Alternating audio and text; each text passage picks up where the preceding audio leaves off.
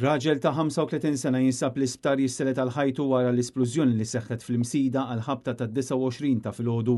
Il-pulizija kienet ġiet informata li kien hemm bżonn l-assistenza tagħha fi triq il-Kunċizzjoni wara l-instema' ħoss qawwi bit-teżżiża tal-esplużjoni dwiet man-naħat fejn hemm il-Kunsill Lokali. Il-pulizija marru immedjatament fil-post fejn misħarriġ preliminari rriżulta li r-raġel li jgħix is-swieqi kien jinsab fil-garaxx meta xi raġuni seħħet l-esplużjoni.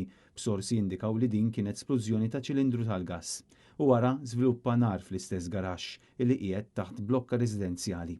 Tim mediku membri mid-Dipartiment tal-Protezzjoni Ċivili assistew lir-raġel u wara ttieħed l-isptar Mater Dei permezz ta' ambulanza. Aktar tard huwa kien ċertifikati li sofra ġrieħi serji kaġun tal-ħruq u jinsab fil-periklu li jitlef ħajtu.